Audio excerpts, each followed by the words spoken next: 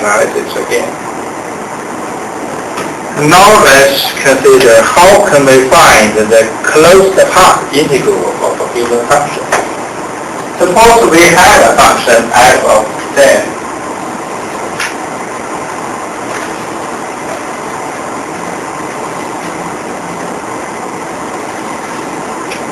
Suppose we have an integrand xz, a function, and we want to find the path integral of this closed path for the integrand xz. So how can we calculate it? In theory, we can easily find the path integral of the complex function by counting how many poles in it and what are the residues of the poles. We do not care about other poles outside this region. So no matter what is the shape of the path, it is okay if it is a curve like this or a curve like this. It doesn't care about it.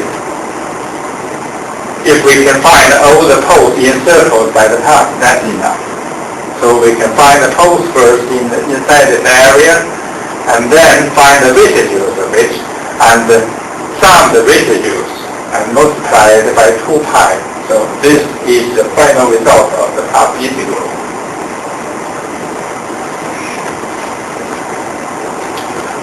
So the original problem is converted to J to I. And finally, we can find the value of the path integral, something like this. So it seems that the result has nothing to do with the integral itself, just a standard result like this. We have to find all the poles encircled by the closed path. That's enough. So you can solve this problem easily. So there are several steps in the procedure in finding the closed path integral. First is to find all the poles of the function, and then find all the poles encircled by the closed path, and then find the residue of this, and sum them up.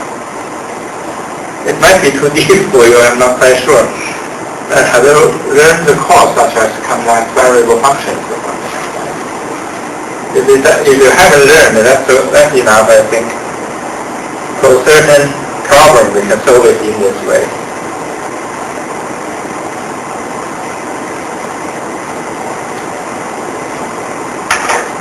So in this chapter, we have learned these topics. First, how can we find Laplace transform or inverse Laplace transform? And these transforms can be obtained by a Laplace function or I-Laplace function. And also we have Fourier function and I-Fourier function for standard Fourier transform. And besides these, we have introduced the Fourier sine transform or Fourier cosine transform. We can either use it by direct integration or by coding the maple function. And also we discussed something like Z transform and Z transform for Z transform and inverse Z transform. And then we learned something like GCD to find the greatest common divisor, and LCM to find the least common multiplier of polynomials. And then I introduced the residual function, which can be used to find the partial fraction expansion to a given rational function. And this function can be used for numerical computation and also for symbolic computation. And also we learned something about how to draw complex mappings for complex variable functions.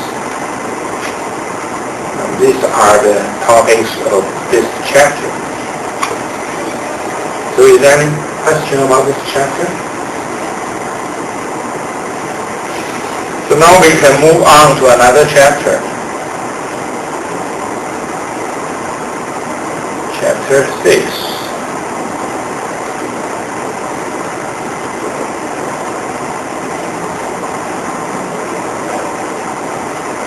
The topic of chapter 6